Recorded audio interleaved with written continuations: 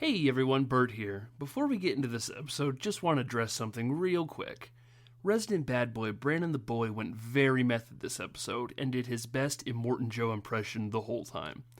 Now, while it is a spot-on impression, his audio doesn't sound the greatest. Michael's done what he can, but he still sounds a bit tinny. All in all, I still think you'll enjoy this ep. We just wanted to let you know ahead of time. I'll stop rambling now and let you get into this great episode about the greatest film of all time. Oh, what a lovely day!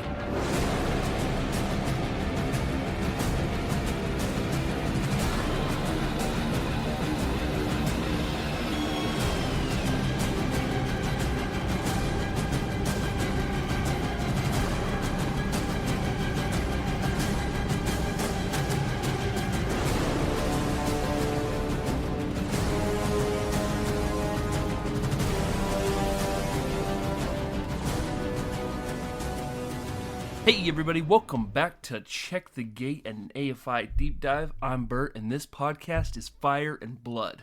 As always, I'm joined with my fellow war boys, Brandon. Hello. And Michael. Hello. And today we are doing the greatest film ever put on film, I guess. What a lovely day! Yeah, what a lovely day it is, in fact.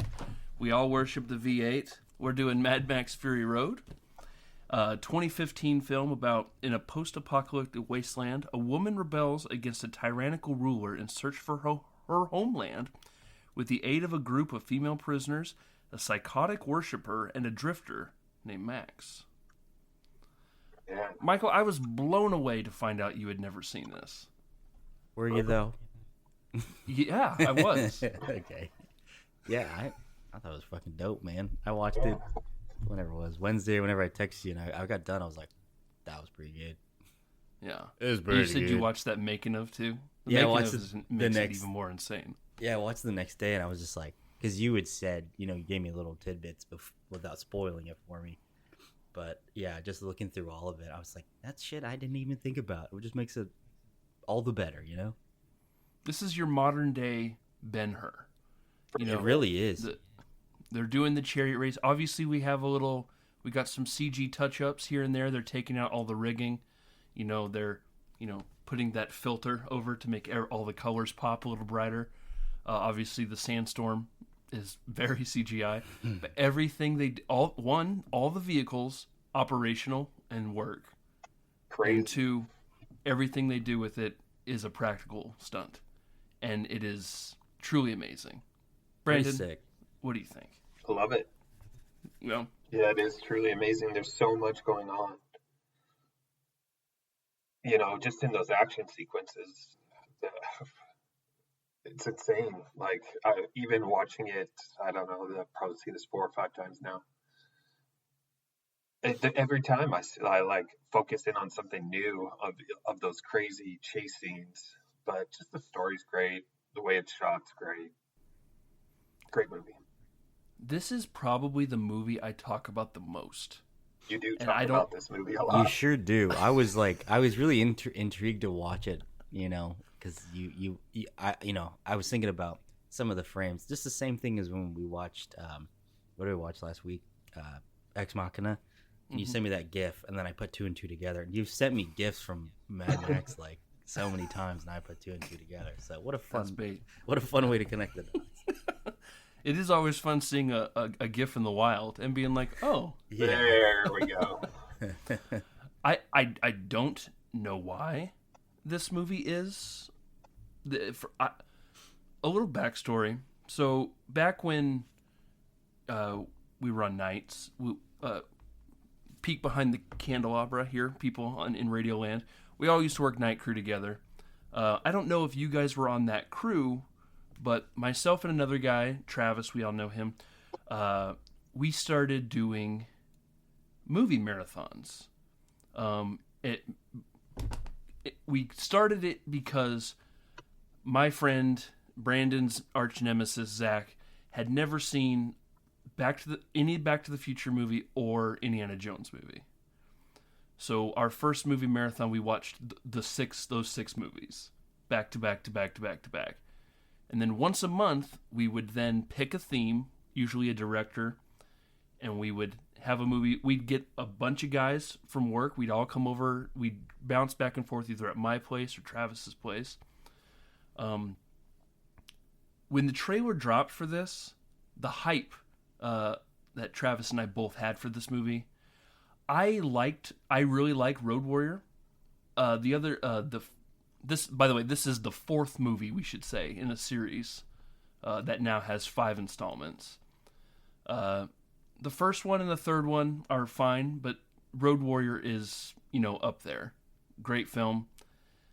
The fact that what they were doing in this, it looks so amazing. I remember we had everybody come over, night crew. We bought tickets. By the way, I have some. When we get to ticket cost, I actually have my ticket stub, and we can compare. This is what I'm saying. I don't know why this is the movie, but and yes, to answer your question, I was definitely on that crew. Yeah, at this time when this movie came out.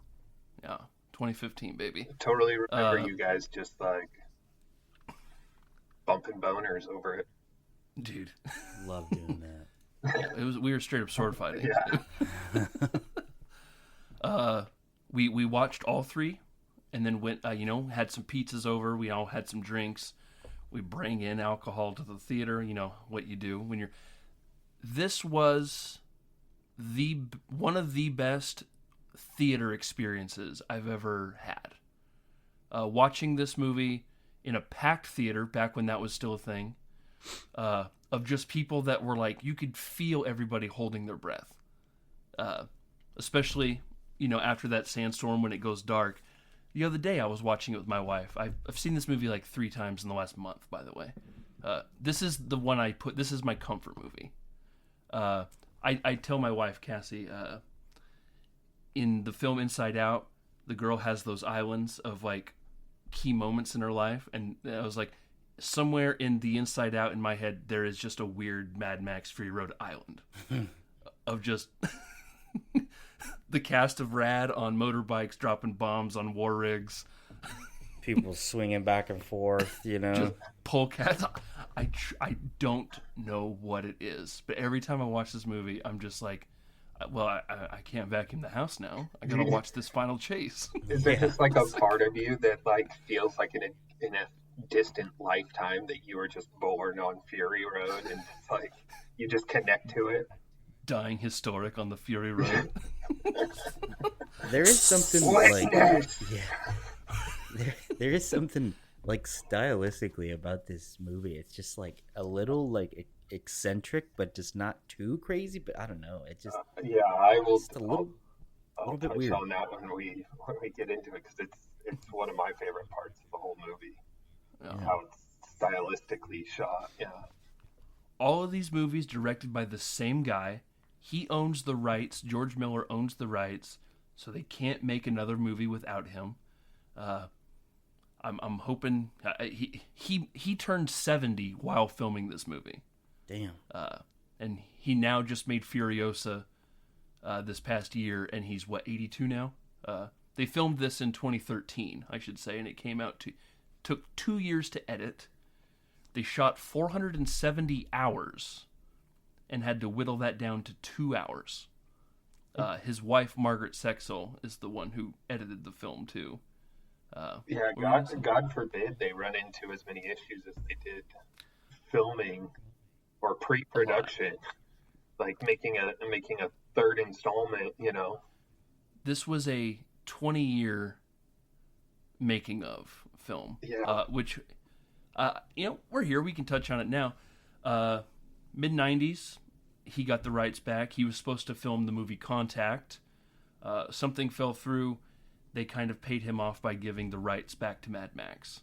So there were talks about making it maybe possibly a TV show. I can't imagine. That would be an insane TV show. Yeah. Probably insanely expensive, too. He wanted to come back and make it with Mel in the early thousands. Pre-production was starting. They were about to get boots on the ground in Arizona, in Australia. And then 9/11 happened, and it absolutely destroyed the Australian dollar. The economy in Australia tanked because of 9/11. Okay, we'll put it on hold, push it back. 2003. All right, let's get back at it. Australia gets the largest amount of rainfall it ever had in 15 years. Now suddenly the wasteland goes from desert to green. There's plants growing now. Yeah, there's flowers everywhere. Okay, can't do it now. Push it back. I want to say it was like 2007 or 2010.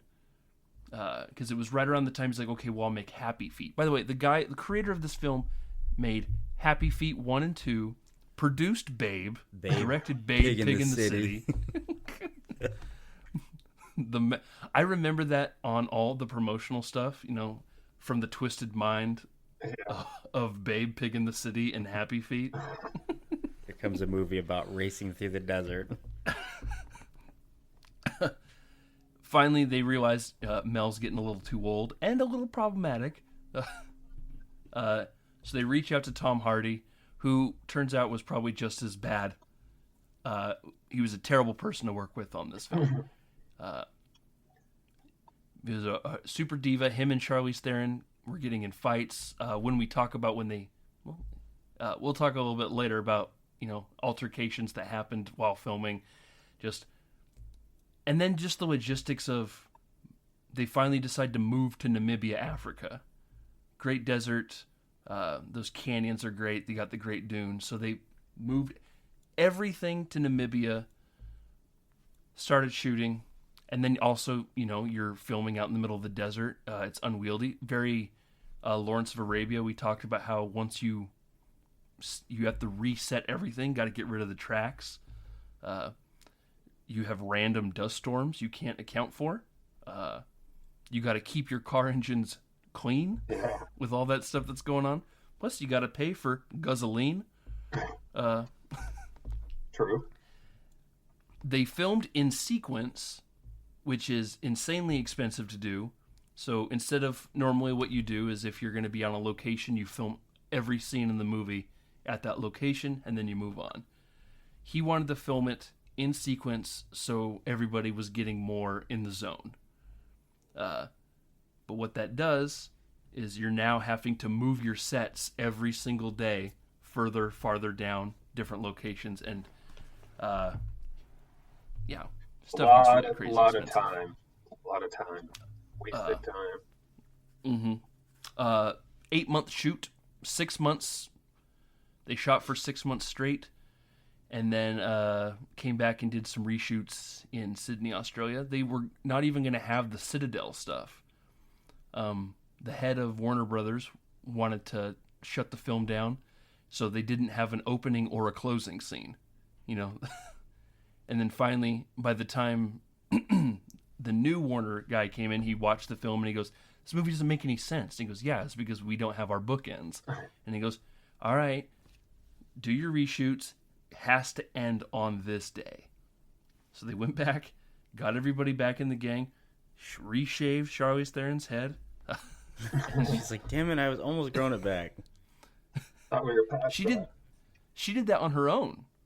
Oh. She was supposed to have like platinum blonde hair, and she was like, she went to the director and said, "I feel like my character, with being the, Imperiton Furiosa, working on cars, you're just gonna get it caught. Yeah. How are you keeping everything so platinum blonde?" So she was like, "Don't you think I'd look way better with a shaved head?" And he goes, "You said it, not me." And then so she shaved her head, sent him a photo, and he goes, "I love it. Let's do it." And it makes total sense. Like, you're not going to care for your long, luscious locks while working in the desert like that. So, it just... chef's kiss. Mm-hmm. Let's dive into this monstrosity, shall we? Like I said, 2015 film. It's going to sound very familiar because we did this last week. Top 3 films. Number 3, Furious 7, 2, Jurassic World, 1, Star Wars Force Awakens. Boo. A ticket cost, allegedly, $8.43. My ticket stub cost $10.59. Outrageous. Boom. Which is equivalent to $14.01.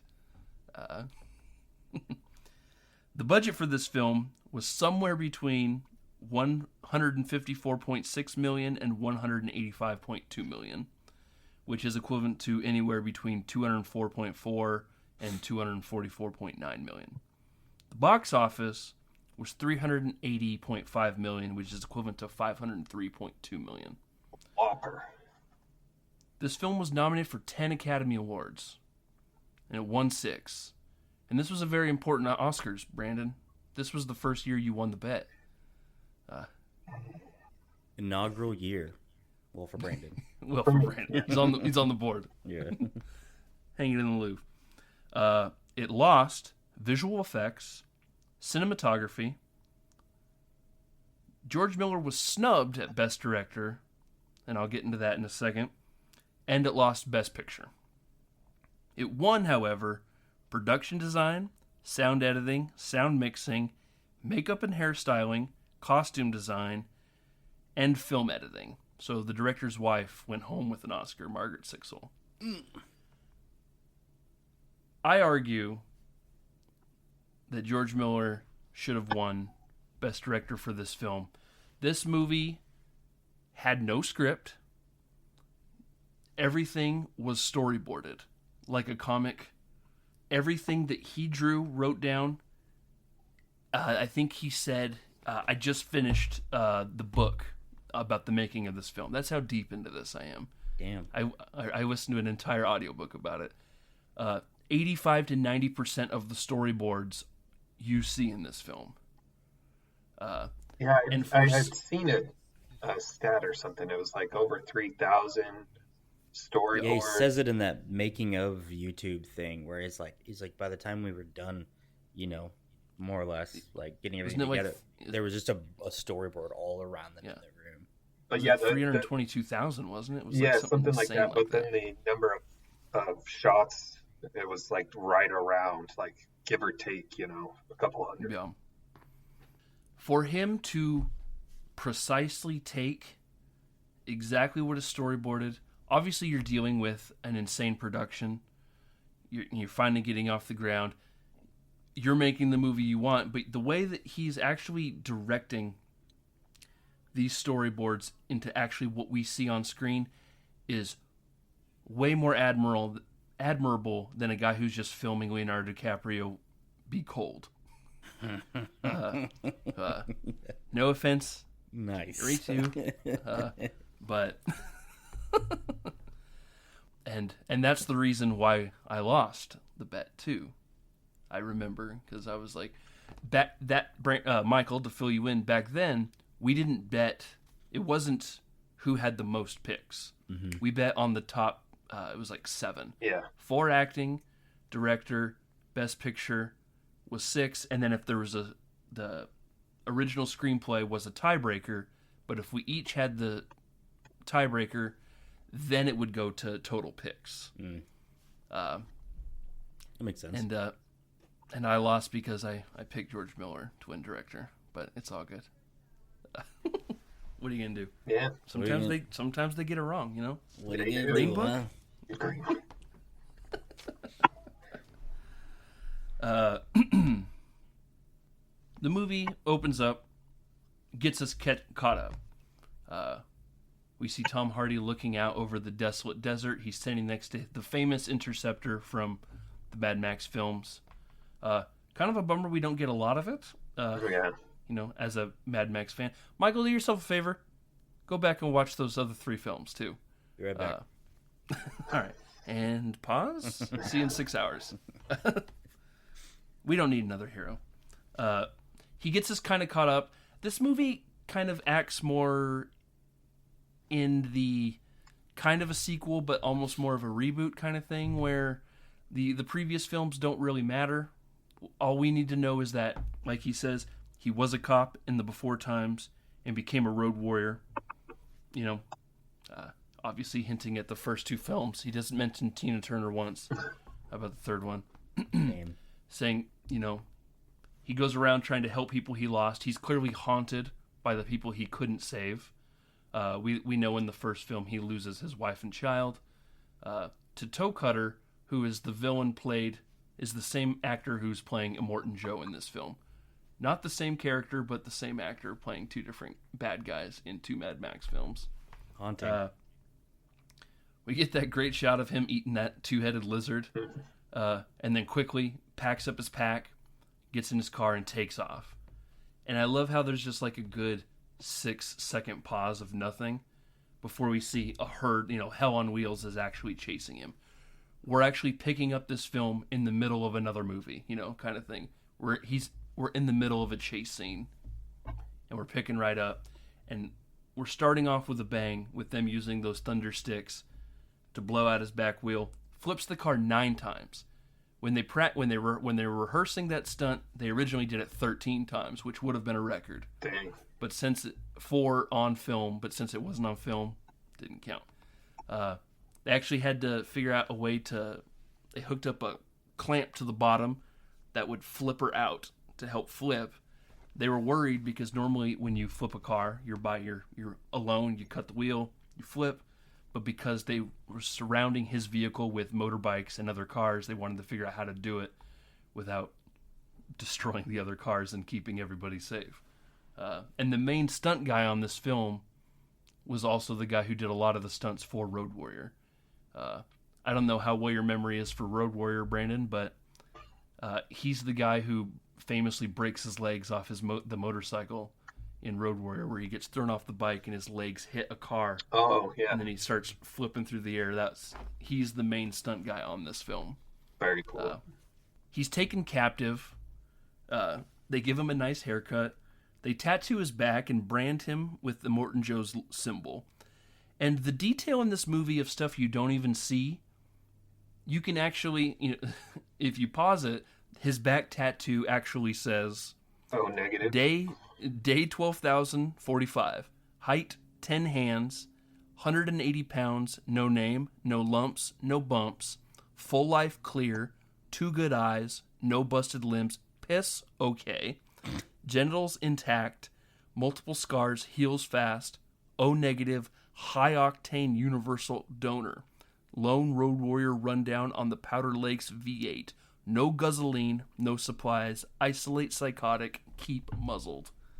Is what a tattoo on his back that you see for 5 seconds. And the woman who's all tattooed up, who's with the wives at the beginning, who Joe runs into, they actually physically wrote down because she's supposed to be like the historian, that they tattoo history, and she is supposed to teach culture to everybody. They actually wrote actual historic events all over her, and you never even really get a close-up on her to even see what it even says. But the actual detail in something that is gone in 3 seconds is insane. We cut to Charlize Theron as Furiosa, preparing her war rig, that massive, awesome-looking semi that they impose whale sounds when she... there's actual whale sounds they use for it. Freaking tanker, man. George Miller referred to it as the Moby Dick. They're all chasing Moby Dick. She's preparing the war rig for supply run to Gastown, another place you just don't even see, but we see characters from Gastown, the bullet farmer, all these guys, and then the people eater, but we just never see Gastown. We never see the bullet farm. As a Morton Joe, this tyrannical leader, like we said at the top, is donning all his war medals. He's got like pus and goiters popping out of his body. They're all spraying talcum powder all over him as they load him up, and they put his Darth Vader breathing apparatus on him. He looks out over the poor folk down below, hypes up his war boys for the load that they're taking aqua cola, not water, aqua cola, to Gastown and the bullet farm for supplies, and then he ends up dumping massive amounts of water on everybody. Everybody's all hyped to get just even a sip of it, and then he cuts them off and tells them, "Do not become addicted to water." On the road to Gastown, Furiosa inadvertently hangs a Louie. We're going this way. All the guys in the caravan are, "What's going on? What's going on?" She lets them know, "Hey, we're taking a detour." "All right, I'll send it down the line." When Joe is informed that Furiosa has veered off, he immediately checks on his wives. We find out that he has a bunch of slave wives. In a huge vault. Yeah. Written everywhere are "We are not things," and we don't want our babies to be warlords everywhere. To which the woman, the tattoo woman we were talking about, said that she's taking them, she's getting rid of them, she's taking them to safety. We think they kill her, but then we see her again later. I was like, oh, she ended up living. She's fine. Meanwhile, Max is being hooked up to Nicholas Hoult, who is a sickly war boy who's being used. He's being used as a blood bag. Sick imagery. With the little line running through the chain and everything. Yeah, I love it. Yeah. We find out that we're actually preparing to go after Furiosa. Holt's like, I found my second wind. I got that high octane O negative pulsing through me. If I'm gonna die, I'm gonna die historic on the Fury Road, on the way to Valhalla. I love just how they just worship the V8 engine, everything too, before as they ceremoniously grab their steering wheels. They do the V8, the 8 fingers making the V. Yeah, I love it.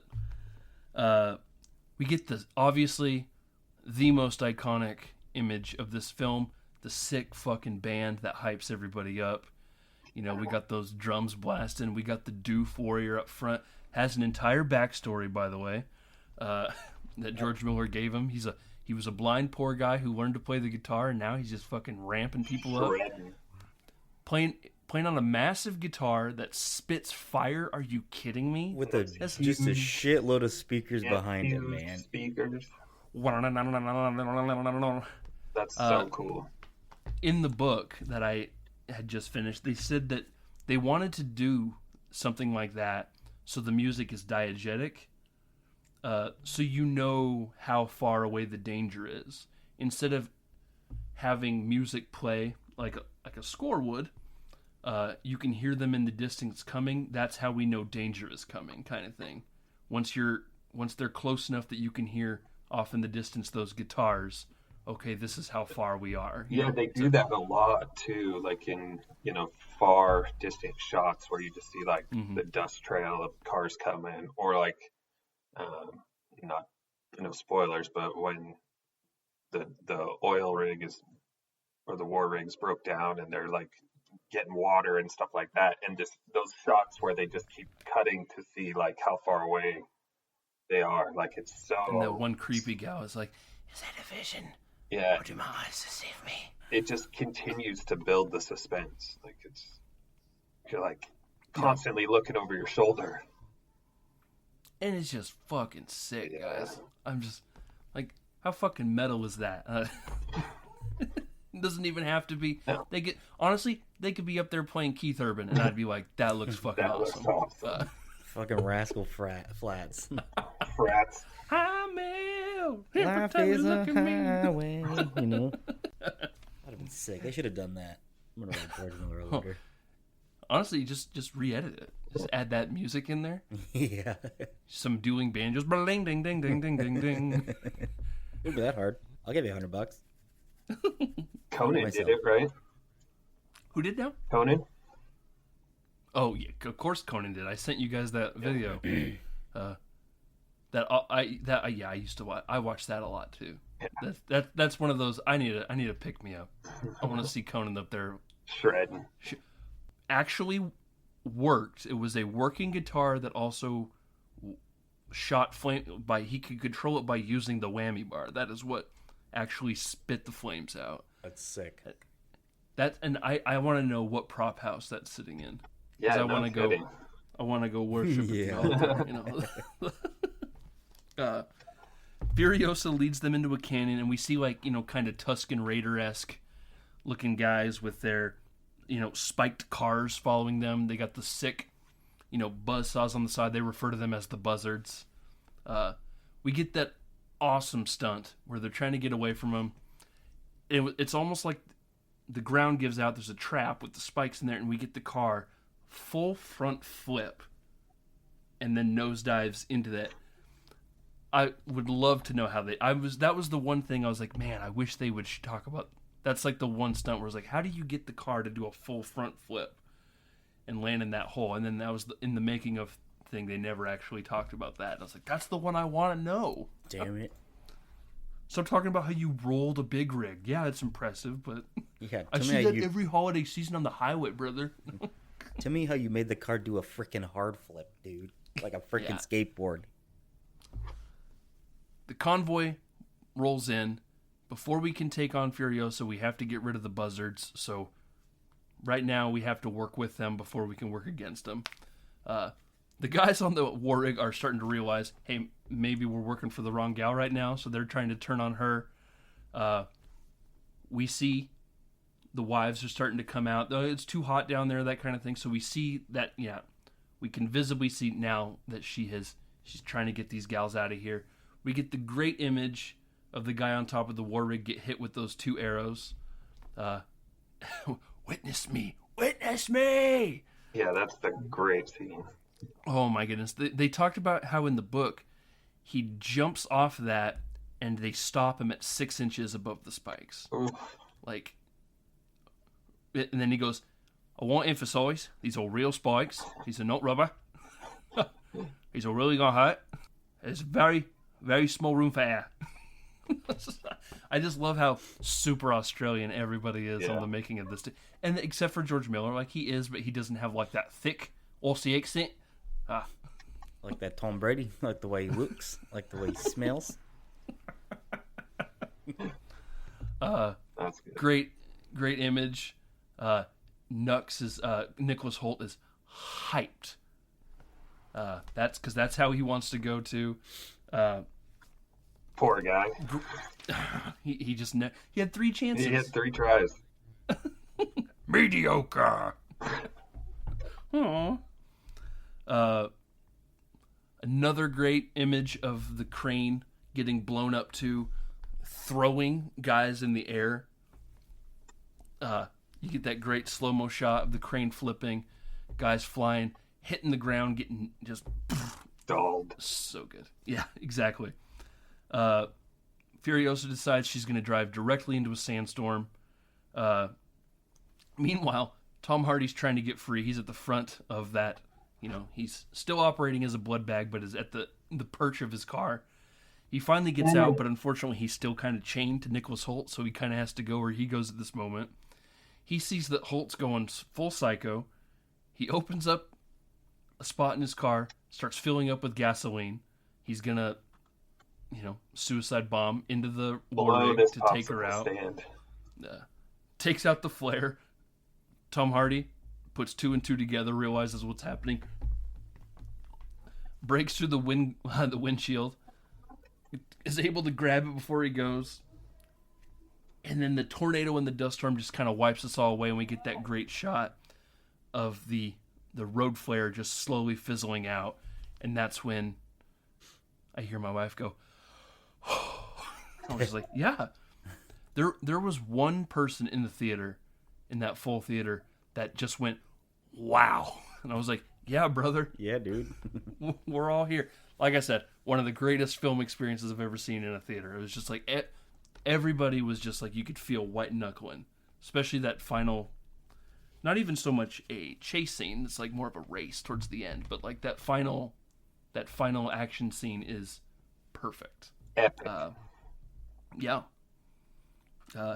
Obviously, Holt hits us with that famous, what a day, what a lovely day. What a lovely day! And I like how we keep cutting to his little Dash bobblehead, like shaking his head. What a lovely day! Hardy wakes up in the sand. He attempts to unchain himself from Holt. The shotgun, full of sand, doesn't work anymore. What does that call it? Dry fire, something like that? Sure. So he has to haul him up on his back because, unfortunately, the war rig is just parked like doesn't even look like it's that far. I can see it. So like not even like that weird hazy miragey blend to it. I can clearly see it. He walks up. He sees the wives are bathing, drinking water, while Furiosa is trying to clean the engine of all the sand that she just took on. He's using the shotgun as more of a, we the audience know it doesn't work, but they don't. Grunts. What? I just love, like, that's the only words that come out of his mouth. It's just like, So Michael famously Mad Max barely talks. Oh, okay, that makes sense then. So I guess that is he's information a man that of you few just... words. Yes, I think he has 7 lines in Road Warrior total, where he just... I think he talks quite a bit in that first one, because they don't really know exactly what this is, and then from there he barely talks. I would say he talks a lot in this movie, too, towards the end, but... Yeah, it gets better, or it gets, more frequent, but I just love how it's mostly just grunts, but in the shape of words. Mm-hmm. Yeah. Famously doesn't talk a whole lot. We just got a grunt. What? Furiosa tackles him. He's still chained to Holt, so we get that scene of him trying to fight her off. But it's also a fair fight because we also failed to say she's only got one arm. She got that sick metal claw, but it's hanging on the rig right now. She's letting the nub breathe. So she's fighting a one-armed guy who's also chained to another guy. So I guess maybe fair. And she has a cache of hidden guns. Yeah. She finds out that shotgun doesn't work. She gets the upper hand, goes to shoot him, doesn't work. Haha, tricked you. Fucker. Nicholas Holt's starting to come to. He's starting to fight off too. The gals are holding him back. Finally, Max gets the upper hand, takes the gun from her, fires a couple shots into the sand. He lets her know, hey guys, I'm just taking your car. I am the captain now. Yeah, the little grand theft. Look at me. I like how he starts driving away, and the girls are all... Whatever. And he's like, no, just take your stuff and go, because I know... Oh, joke's on you, I installed a bunch of kill switches. Only I know how to drive. And he goes, all right, get in the car. And then she's like, well, no, we're all going. And he goes, all right, then we're just going to wait. We'll just do that. We'll do Nicholas Holt's way, because obviously he's trying to get them back to Morton Joe. He's like, we'll just wait. She convinces him. He's actually, not a good person. I don't know why you're putting your faith in this guy. You're trusting that he will reward you for something. All right, fine, get in the car. You made your point. She hits... I love how, we get in the car.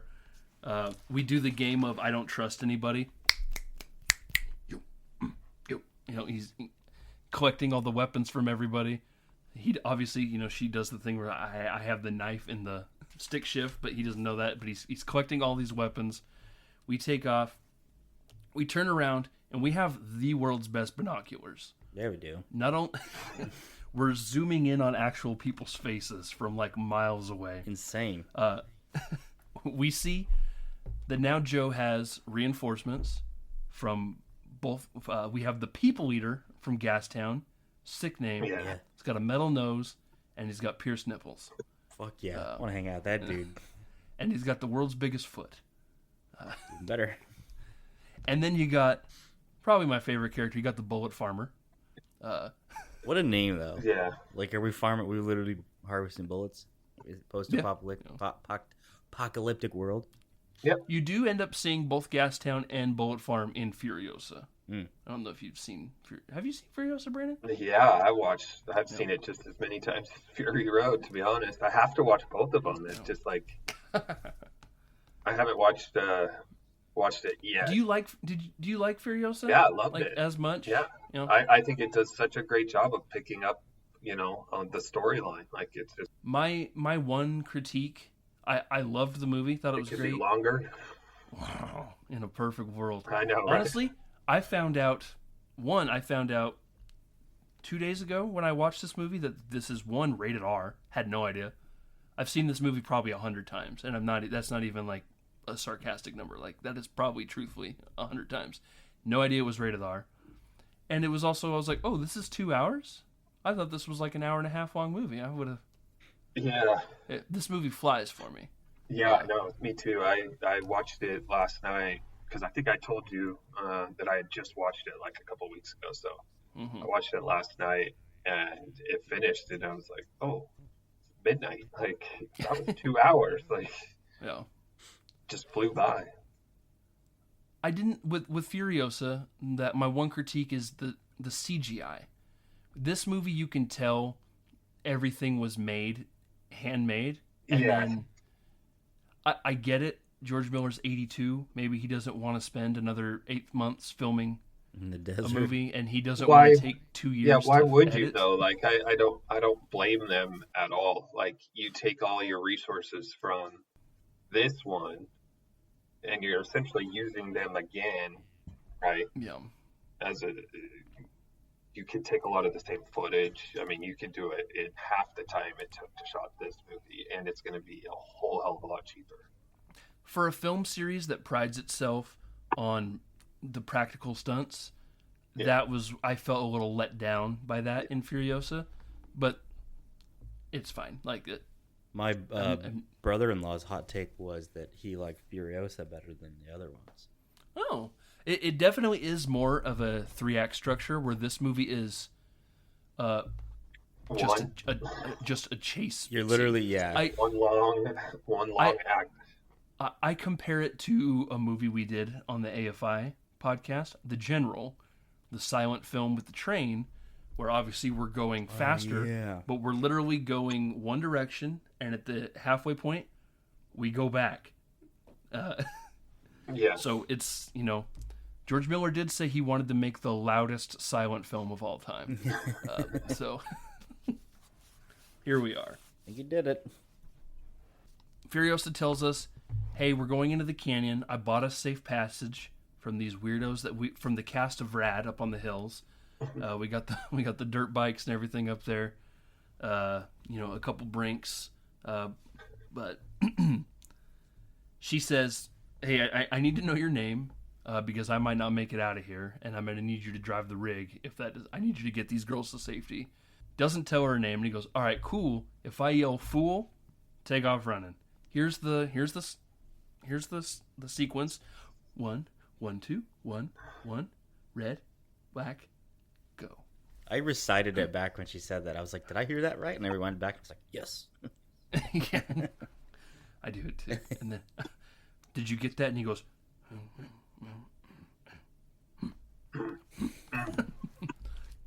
Grog, say yes. She gets out. Apparently, she has 300 gallons of gasoline in the back of the war rig that she goes to try to unhook that, the thing they've been dragging this entire time. I got you gasoline. No worries. To which they spout back, you said it would just be a couple people, and we got like a horde of people coming in from 3 different communities, by the way, Citadel, Gastown, and Bull Farm. She goes, yeah, I got unlucky. What are you gonna do? What is it gonna do? They open fire. She picks up on it. We can hear that guitar in the background slowly building. She yells fool. Tom Hardy takes off driving. She's able to get back in. Guys, we got another chase on our hands.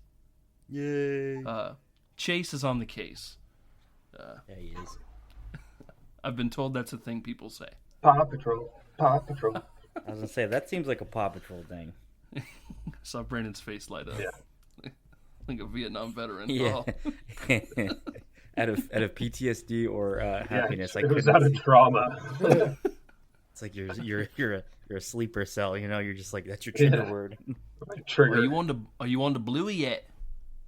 You watching Bluey yet? We're past that. Did you know the creator of Bluey is stepping away from Bluey? He's making a movie, and that's it.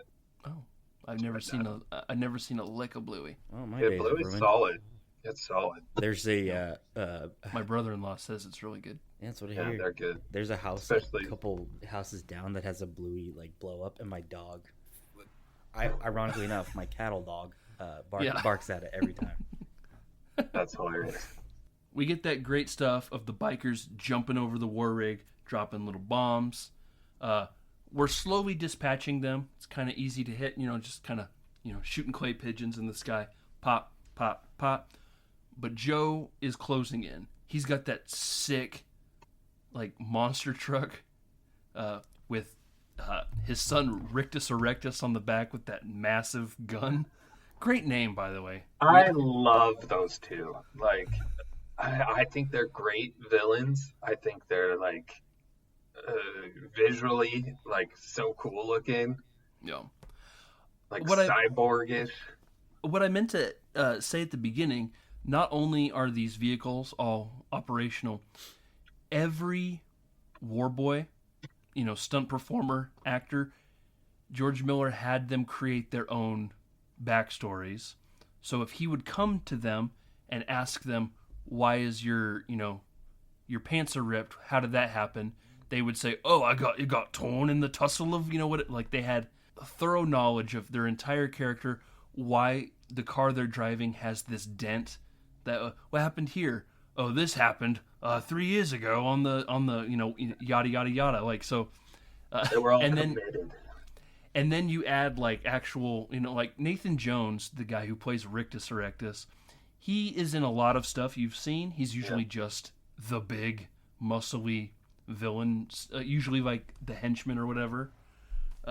He's in Mortal Kombat. Yeah, he's in Fast and Furious. And he was in the Scorpion King. Mm-hmm. He was the Scorpion King. Crazy. No, that was The Rock.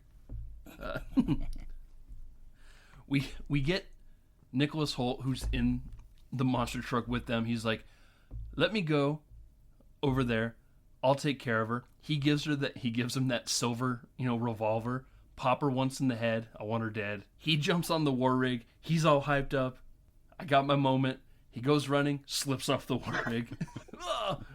And then Joe just goes, mediocre. Mediocre. I love it. It is like comedic relief a little bit. Just like, oh god, he failed again.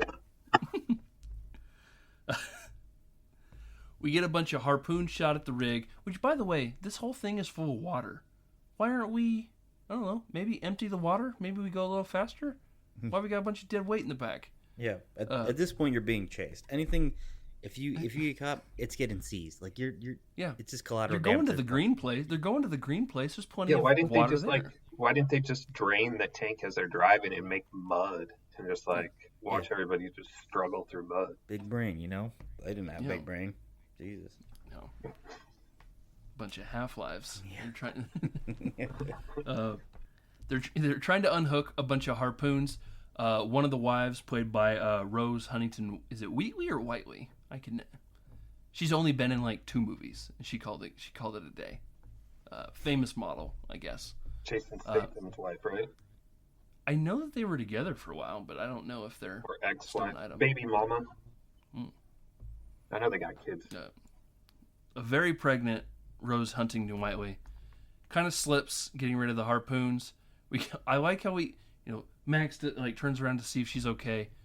Hey, I'm okay. And, he gives that that little half-hearted thumbs up kind of thing, only for her to then slip, fall. Joe freaks out because that's his favorite. She's clearly pregnant. He cuts the wheel. We flip the monster truck. Furiosa's like, we have to go back for her, and he's like, she went under the wheels. Do you think she really did? It looked like it, but I don't know.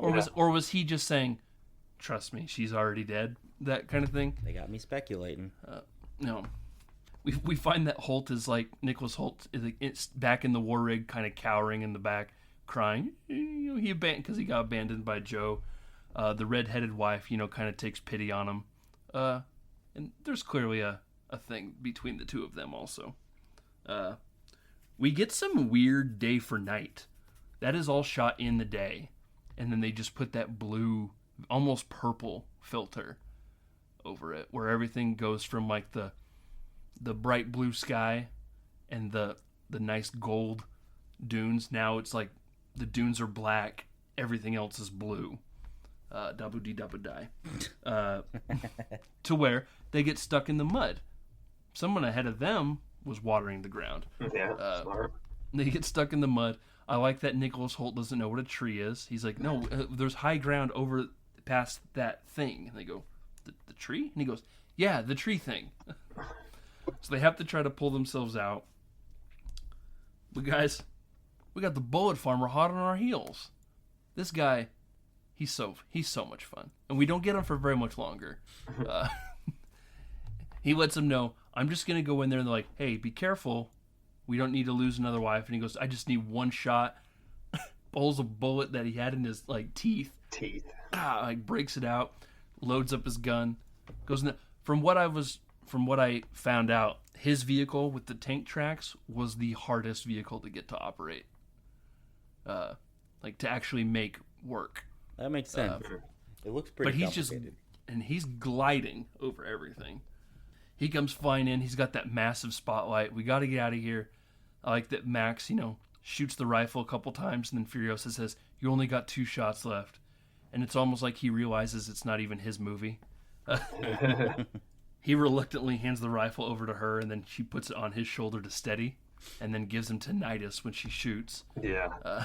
We get that image of we get that little ringing sound for the audience. Then we see him visually go. Didn't like that. She shoots out the spotlight, bullseye. Shrapnel of it goes flying into the bullet farmer's face, and now he can't see. We get the image of them holding up the flare in front of his face. He goes, "Hold it in front of me face." "It is in front of your face. I can't see it. It's right in front of your face."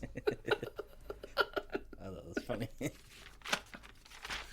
So he does what any normal person would do. He just pulls out like 2 fucking Uzis, bandages up over his eyes, and he just yells, "I am the scales of justice." He just starts shooting wildly. So good. Guys, this movie's amazing. It's pretty funny. I was like, oh, that's a quirky little tidbit that I wasn't expecting. And it's just like a random scene in this movie, too. It's like all of a sudden it's nighttime, and then we got crazy Uncle Bullet Farmer, who's the scales of justice. I love that Max is just like, "Give me 5 minutes. I'll just take care of this real quick." It's a little foggy. He kind of disappears into the fog. She's like, "What happens if you don't come back?" He's like, "Keep going." What do you mean, what if? Just fucking keep going. They're finally able to get out of the mud. He's lost in the fog. We see a small explosion, followed by him walking back to the truck. Just got a bag of guns and ammo. He's got blood all over him. They're like, "You're bleeding." And Furiosa's like, "It's not his blood." I'm like, goddamn right it's not. Yeah. Finally, they have some distance between them, and they're finally able to go to the green place. While on their way, they see that giant, radio tower. Furiosa's like, "I know this place. This is my home." They go there. They see a nude woman atop, to which we get that great gif. That's bait. She calls in a tribe of women called the Vuvolini. George Miller said he wanted to call it the Volvolini. I was going to say, that sounds really close to... But then Warner's was like, "You can't fucking call it that." He's like, "Okay, how about the Volvolini?" Yeah. Who is Furiosa's family? ? Certainly tribe. The nude gal up top, she was her friend growing up. How long has it been? She says, 7,000 days, plus a few I don't remember, that kind of thing. They said, "Well, if you came this way heading to the green place, you would have passed it." And they're like, "We didn't pass the green place. Guys, it was the fucking muddy-ass swamp. Yep. With those crow-like things on stilts walking around out there." Get out of my swamp. Shrek? Yeah. The merging of 2 movies. I'd watch it. I'd watch it twice. No kidding, I would. I'd watch it out of pure curiosity, Develop opinions after. We get the great shot of Furiosa climbing that dune and falling to her knees. Just like, honestly, right at magic hour. Right when the sun's coming and it's like hitting the sand dune just right, and we get that small layer of dust blowing at her knees while she just like screams in agony that her homeland, all this was for nothing, they think. They load up bikes and they're like, "All right, I guess we'll just keep heading down this way." Max has this great idea. I have an epiphany, you may. He says, "What if, instead of going that way, we go back that way?" And they're like, "What are you talking about?" And he goes, "You want green? Citadel, green." And they're like, "He's right, it is green. They got water and everything. It'll take us days to go around the mountain." He goes, "No, we go right down the canyon. Guys, it's unprotected. You take it easy. We go right back through the canyon, and we close it off. Hey, it's just crazy enough. It might work. Fucking giddy up, guys." Vroom. Yeah. Insert the Kevin James yelling, "Gentlemen, start your engines!" we're in the final scene, the final action piece, and like I said at the top, it's perfect. Mwah. Joe realizes, I like how everyone's just like taking a nap, chilling. The guitar player's just like in his little harness, using it as like a hammock. They realize that they're heading back to the Citadel. Like, oh, are they retreating? No, they're trying to take the Citadel. Who'd have thought?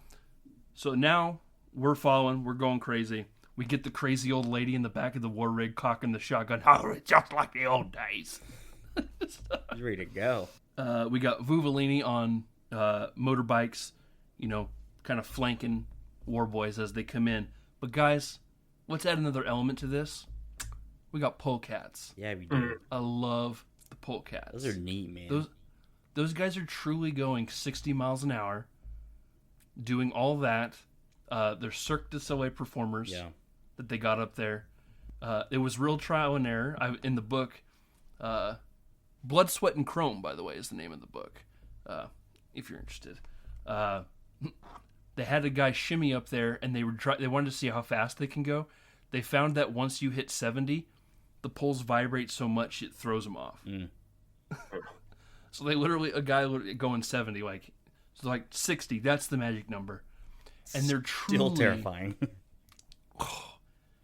It's such an incredible set piece of all that stuff going on, too, of guys flipping, flailing, landing on war rigs, pulling Zoe Kravitz just out of the war rig. Like, Sands really doing that.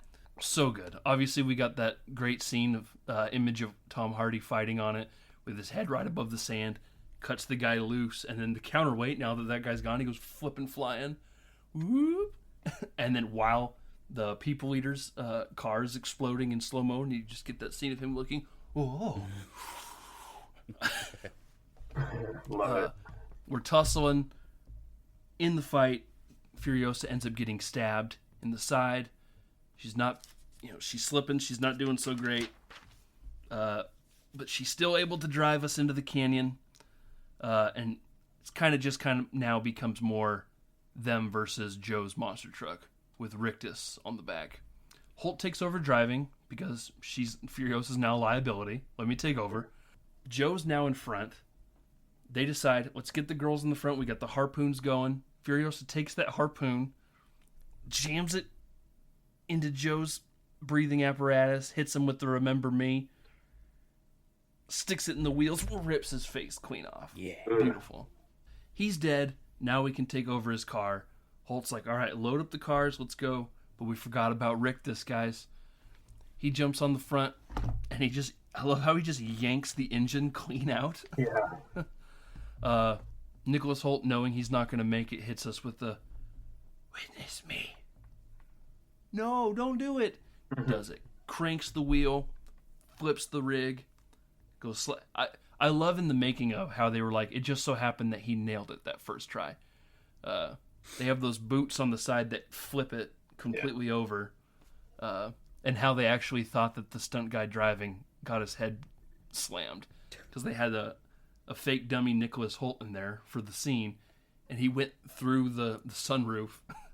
And so when they were filming, the director thought that was the stunt guy, and he landed clean on his head because the whole cab flips completely over. So he is leaving the tent thinking that we just watched somebody die. That guy's dead. And then they found the dummy, and the top of the head was completely scalped. Damn. Jeez. And he was able to get out, gave him the old thumbs up. But great scene. Tunnel's closed off, and then we have all the other rigs in the back that just slam into it. And then, just in case you didn't know this movie, you could watch this movie in 3D. You see the guitar come flying at you in 3D. We didn't watch it in 3D, but that was an option. That would kill me. Are you kidding me? I don't want to be that well-versed. Yeah. Can you imagine watching this in 40X? I was going to watch it. I was going to watch the black and white version. But... The black and chrome, my guy. Yeah. I was going to also, but I was like, you know what? You got to watch it correctly for this. And then I'm going to watch the movie again, guy. Yeah, it is on Max. Yeah, it's the same thought process. I was like, no, I want to be visually teased, just my eyeballs just. I do think it's strange that they have a black and white version for this. I do too, but I've never seen it, so I wanted to give it a shot. Yeah. The colors are so vibrant in this movie. Yeah, like, I love it it. seems weird that they would just completely mute them. And like you And is touched it on, truly like black and chrome, or is it black and white? Like, what if everything is just like super shiny and silver and black? Yeah, but, They just like turn you down the touched on contrast and then switch some colors and call it good. yeah. just the different color filters they use is just so cool too. Just to make everything just a different hue. I like how when we're headed to the Citadel, Charlize Theron is dying. She can't breathe. Her lungs are filling up, and Tom Hardy goes, "I am so sorry." The way he says it, and he stabs her in the lung to, let her breathe. "I'm so sorry." Hooks her up with his high-octane universal donor blood. That's some good blood in you now. She comes right to, "Hey, by the way, my name is Max, and my world is fire and blood." Every time he says that, I finish the sentence for him. And my world is fire and blood. She comes to. We get back to the Citadel. Max shows everybody, Morton Joe's dead. You're free. Let's all ride the elevator back up top, because Furiosa's going to now, supposedly, I guess, lead? Who knows? She turns around looking for Max. But no, guys. He's a road warrior. He belongs on the road. Honka honka. His car is destroyed. But, so we kind of get that ending shot of him just disappearing into the crowd. And that's the end of the greatest film that's ever made. Yeah. Love it. That was good. Obviously, I like this movie a lot. Just a little bit. Do you think this has a chance that if or when AFI ever decides to update itself, do you think this movie could make it on there? Just with its practical effects and everything? Yeah, I would say as far as you watch the movie and then you know that all of these stunts are just purely that is car. Those are car flippings and shit. Because there's other movies on the list too that we thought that it's just on there for X, Y, or Z. So I think it could replace some of those. Yeah, there's movies on this list that are on here for far less than what this movie is consisting of. Yeah. So yeah, I do think it's got a good chance to make it on there. I really wish that filmmakers would look at this film and realize that we can do stuff practically. Especially with a lot of these, and this is not necessarily a Marvel thing. It's just obviously you can't have a lot of stuff without CGI in those movies. I'm not even talking about that. But even just a lot of these action movies now, fire is, you know when you see fire and you go, well, that's clearly CGI? Yeah. Because it just looks bad. Just I wish we would use this film as, we can do this stuff. Yeah. I don't know. And maybe that, and again, the thing with Furiosa, again, is that they use all that CGI for it, and at the end of the movie, because it's technically a prequel to Fury Road, during the credits, they show you footage of Fury Road, and you can clearly see the difference. And it's so, it does this weird thing to my eyes, because I'm watching, all the CGI stuff, and then at the end they show you, you remember how all the cool stuff in Fury Road? Here it is again. Just kind of I'm just man. But again, I understand. George Miller, you're 82. Yeah. I just want you to keep making these movies, man. Keep going with the story. Yeah. Even if Tom Hardy is a pain in the ass. Apparently held up set all the time, was a diva. I'm waiting in my trailer. Charlize Theron was always there early because she knew that he was going to be late, and then tried to make an example of him all the time, yelled at him, cussed at him. Apparently the fight scene that they had together was a lot of them getting their aggression out on each other. Wow. By the end of it, they kind of changed their tune towards each other. It was just more of a, we have to work together. We spend the entire time in the cab together. I guess we should probably get along. He started figuring out that, hey, the world doesn't revolve around him. He blames it on big shoes to film. There's a lot on his shoulder. I was like, dude, come on. You just being a dick. They also, both of them fought with the director a lot too, because they just didn't understand what he was trying to film. It's hard to do that when there's barely a script and you're just going off storyboards. He's filming to edit. which means instead of you doing stuff like random stuff like, oh, picking up a phone, putting it down, grabbing, he's filming the 2 seconds of you grabbing the cup and cut. So he's filming to edit. When the film premiered at Cannes, both Charlize Theron and Tom Hardy apologized and George Miller takes on a lot of he's like, honestly, I probably could have been, a little bit more open about what I was trying to do. It was just all up in here, and I didn't know how to, get it out. He goes, I do take a lot of the blame for that, but at Cannes, they both apologized, said, we had no idea what you were doing, and watching it now are like, okay, we understand what you were doing, obviously. But yeah, in hindsight, yeah. But great film. I hate to see it go now. I'm truly looking at it in my rearview mirror. But we have more important things to do, guys, right now. Yeah. So everybody out there in Radio Land, our 10 films are done. We picked 10 up, 10 down. We're now moving on, to a new group of films. Brandon very quickly had the idea to do rom-coms. So we're going to do some rom-coms, guys. What we're going to do is, instead of it being 10 films, we're going to knock it down to 6. We can always come back to rom-coms after a cycle, but for the next foreseeable future, I'm assuming we're just going to be picking some genres, and we're all going to, pick some films. Brandon, you're first on my screen, so why don't you pick the first film? Okay, you guys ready? Yes, sir. Garden State. Garden State? Yes. Okay, not on my list. Nice. Good. I love this movie. I also assume we would do what we did last time, just do everything in chronological order of when it came out, kind of thing. But, sure. Michael, what about you? I'm going to go Big. Big. And what are you going to choose? Oh, the movie Big? Oh, yeah, the movie Big. Sorry. You responded like you were like, hell yeah. I'm going Big. No, the movie. We were like, I'm going Big. Yeah. And I was like, okay. No. Here it comes. I understand how that would be confusing. I'm going the movie Big. Okay. I'm going Say Anything. Oh, good one. That's on my list, too. That's one of the backup ones, so that's good. Oh, it's on 3 of your lists? That's good. That's good to know. Yeah.